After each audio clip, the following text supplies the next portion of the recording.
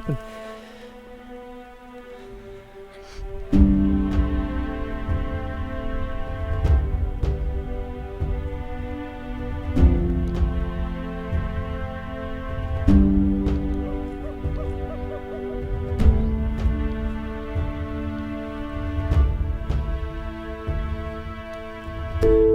Unbelievable, Kevin. That's bigger than I thought, bud. That is 16, 17, 18 inches. Really? Well, look at the ears. It's like 3 times. Fuck, he's so pretty. What an experience, and opening day for Pronghorn. 12 years to get the tag, 12 years of priority. I was applying for this animal for the draw before I even knew that there was a southern Alberta. I was probably 14 or 15 when I first put in for Pronghorn, dreaming of this sort of fantasy animal.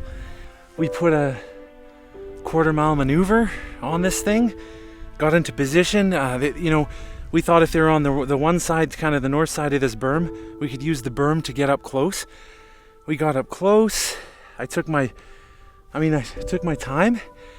He was quartering right towards, and I lined up his collarbone and put 100 grain 243 right in his chest. I saw the whole thing happen. You guys were sneaking. You couldn't see them.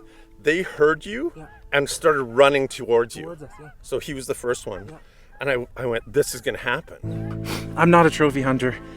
I just wanted to kill an antelope and to do something with the meat, but they're just such an unusual, beautiful, peculiar animal. That's a monster. That's a nice buck. And I was excited because rarely do things work out that well for me, that animals just get hit. One shot, one bullet, one lung exploded and one dead animal, but that's all what happened.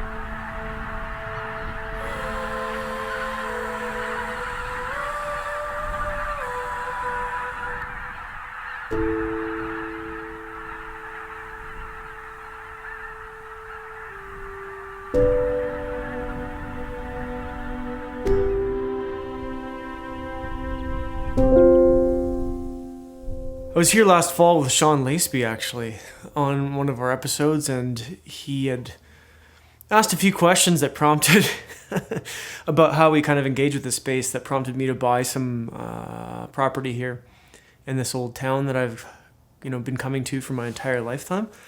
So I bought a few lots in town here. The folks joke about me being the mayor of this place now because we've bought all the lots between Railway and First, which is pretty funny. Land of basically zero economic value. So we were setting up kind of, I guess, a new camp, grasslands camp, was being born.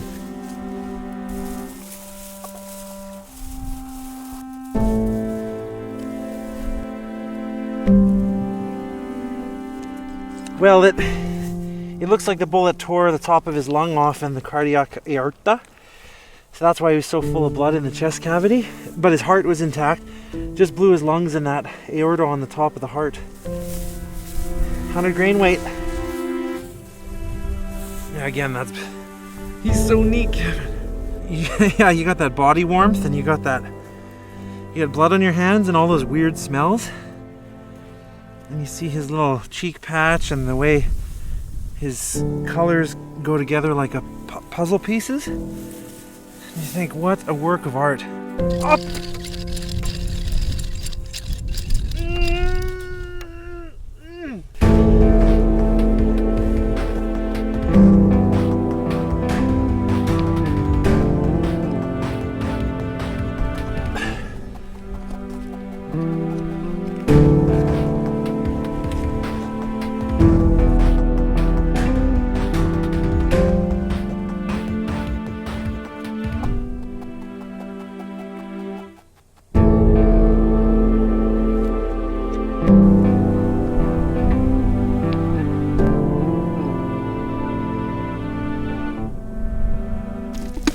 So I just thought I'd break this down, get it into a cooler, and then put it in the shade, and then we can go on and kill some more stuff. Oops.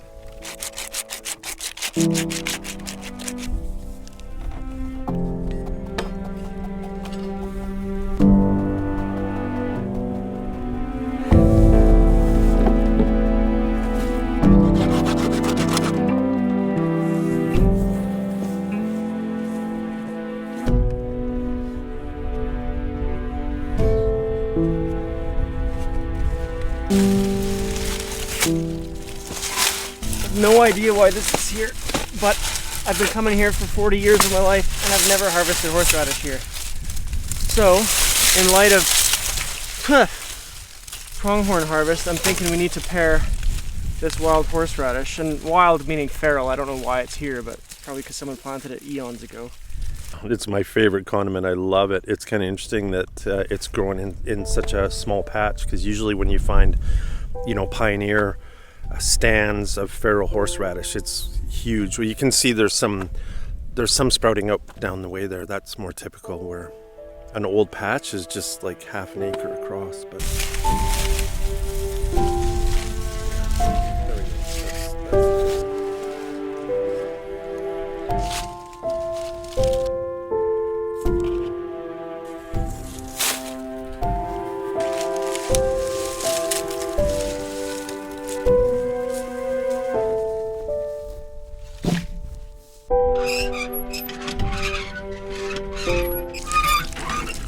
I wish I had this rig at home, man. This is great. This water pump's probably, 100 years old.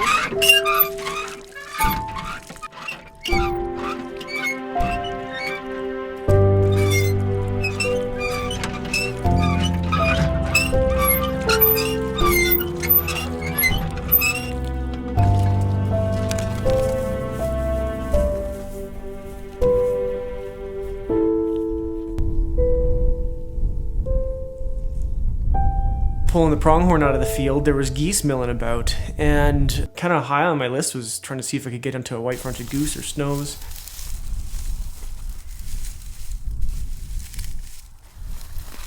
It's nuts. This is a pronghorn blind. We're gonna set up a blind. No, the pronghorn's already dead, so we thought, got some more holiday time booked, so let's make the best of it and whip out some blinds. This is kind of a plan that if we had time, we'd try and set up some decoys and see if we can get some geese. There's just like a billion geese in this country.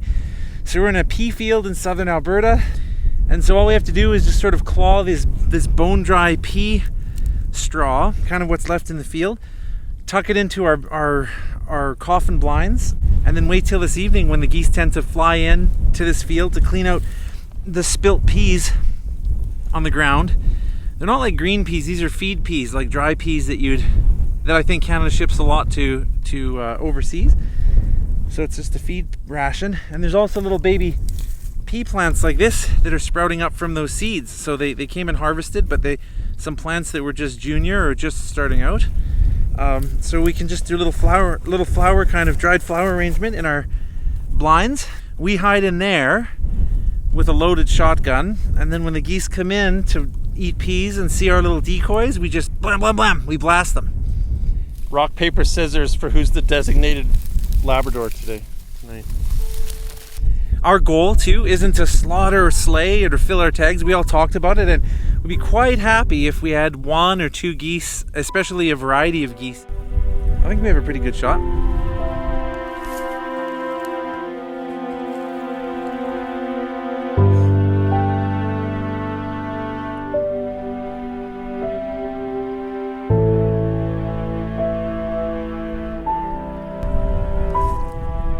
So we're setting up blinds in the pea field, and Jeff starts to get kind of knee deep in picking peas. We couldn't find them at first, and eventually we realized they were just under some of the loose chaff that was the combine had left behind. Basically, there was kind of everything. There was the seeds proper that were dried that had been combined, and then some that had sprouted a bit, and then some that had sprouted a lot and formed a plant and flowered, and some that had flowered and even set pods.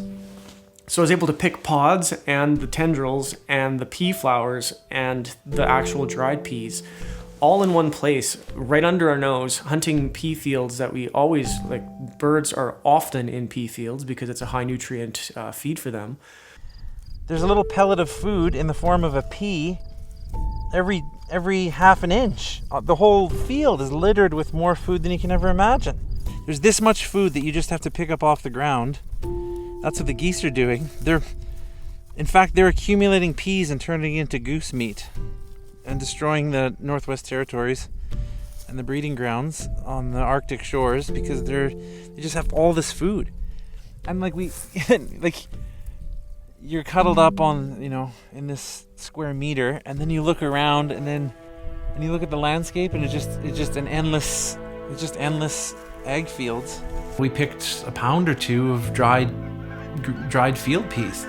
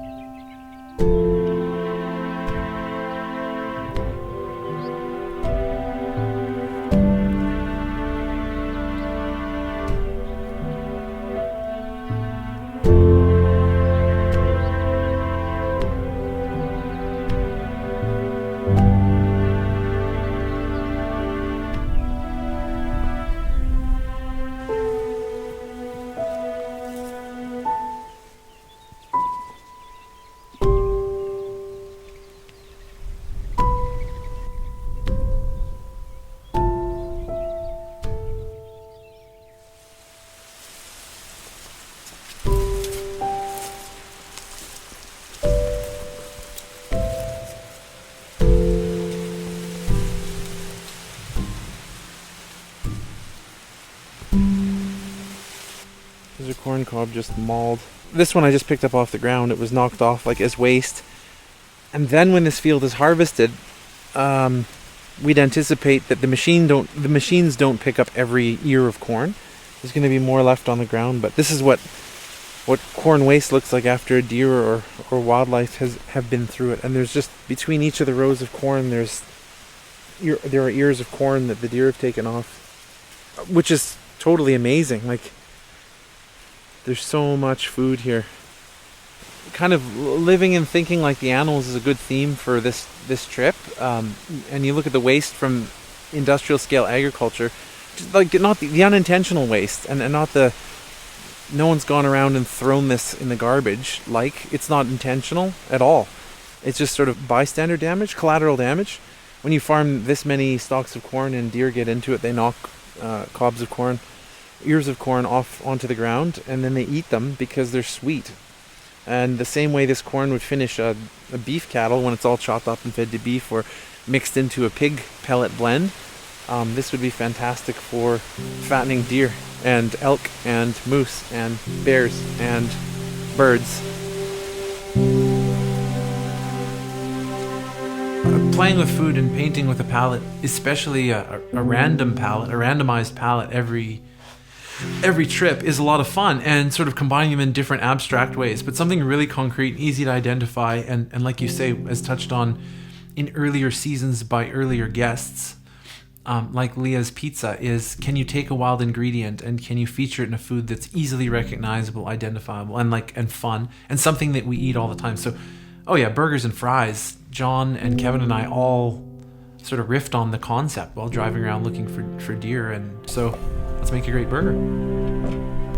These are my potatoes. They're from my old neighbor, John. He's like 80 years old, and these have been his favorite potatoes, but they're weird. They're like an red skin, but like a really yellow flesh. And I've made fries out of them before, and they worked out really well. So that was a really long-winded way of saying I'm making fries.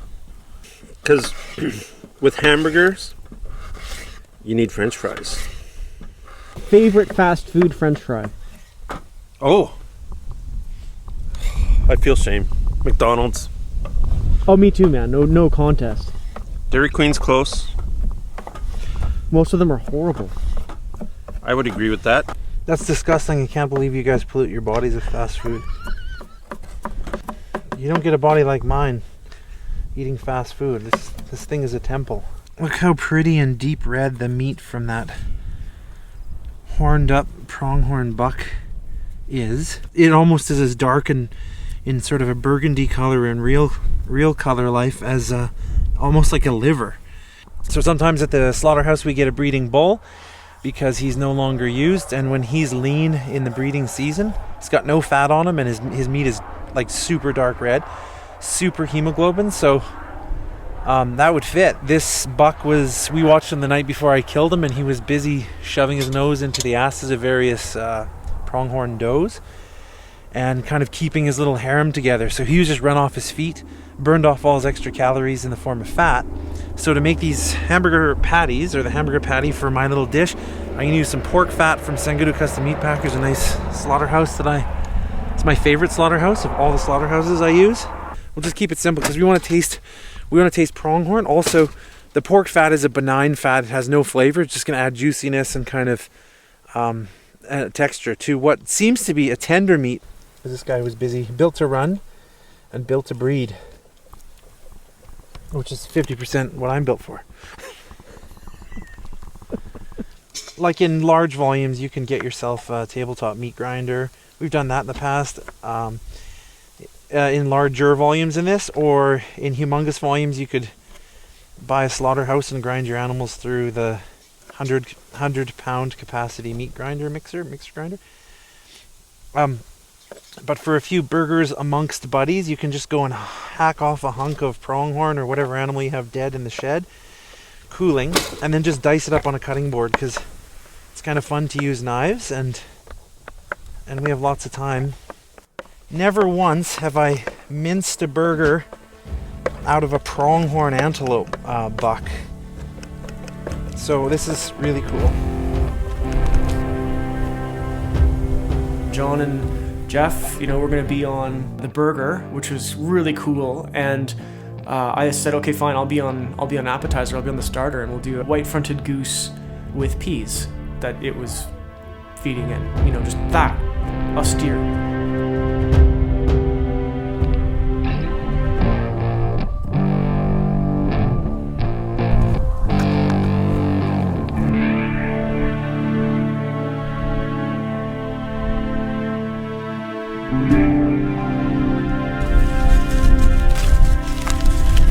This is the salvaged corn Kevin and Jeff picked up earlier today.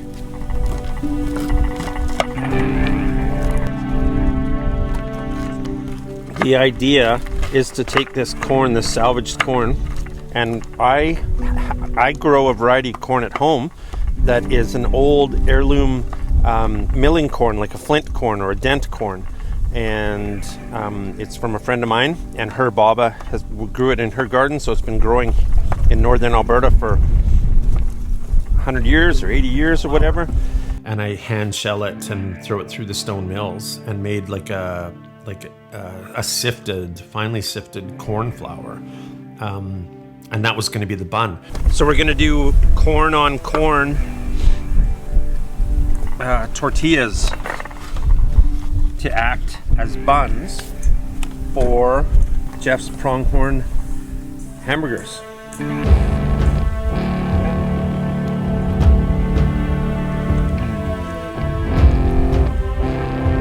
So we just have to take this to a dough, like a bread dough consistency. Actually, it'll be a little firmer than a bread dough consistency.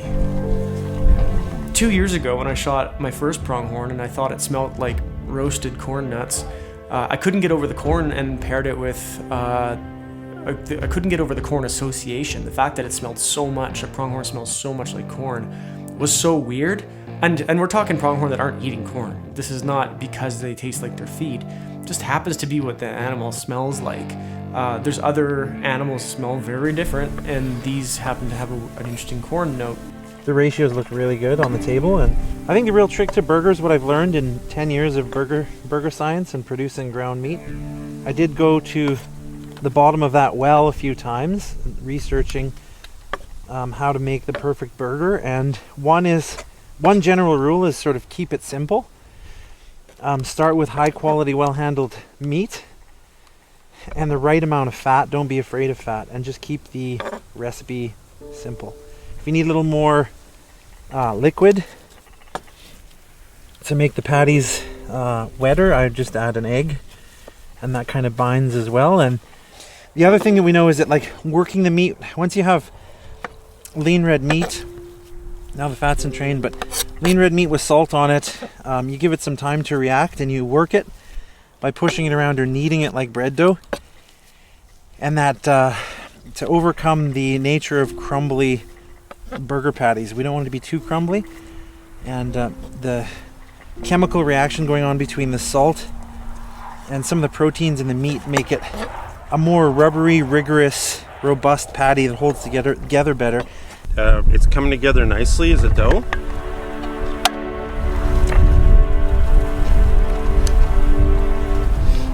Just kneading it. I don't work with corn flour a whole bunch, but it's not acting really a lot different than bread flour. So it was essentially like food waste from a deer that we put into as a component into a dough that was made with corn flour that John had milled. Like nuts. That one egg just gave me a little too much moisture for this amount. Yeah, about a tablespoon. We'll try that. So we just want to bring it back a little bit with something to bind, and I thought, like, how cool is it to use this corn flour? You know, I'm such a simpleton when it comes to food. So it's so easy to just cut the loins out of a deer and cut the loins out of a pronghorn and put some salt and pepper and butter on them and fry them up. And that's like sort of that takes zero skill to do that. But that's sort of the food I like too. But I love that I have friends that don't do that necessarily. If you've never experienced them, yellow peas, like the dried ones you'd buy at the grocery store, when they're young and in young pod form, the pods kind of are like snow peas.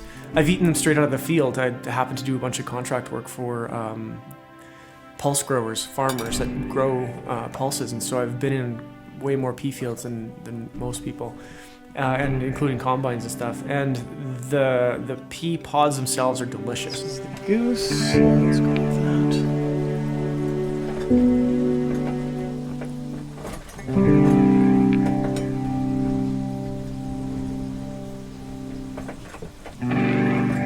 These are just raw, so they don't really need to go anywhere special,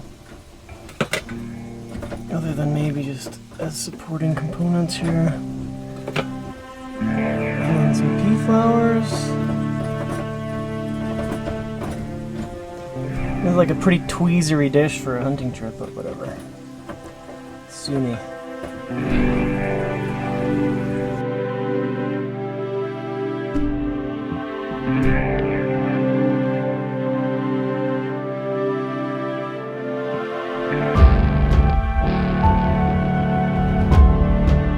So the starter was out of the way, and the boys were working on this burger. So John made his own on-farm made charcoal, and so we lit this charcoal up in this little pan, and this like an oil change pan or something was kicking around the farm junk pile. That pork fat is doing its magic too. So we just need a plate now.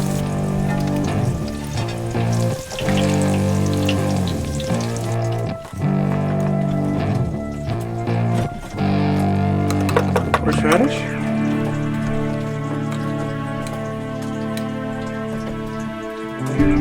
That was low bush cranberry chutney, low bush cranberry jam that we picked in bear camp. So we had these little short pea sprouts. So that became the greens. Just pea greens.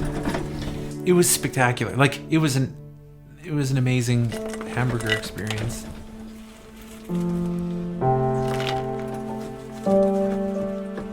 Fries.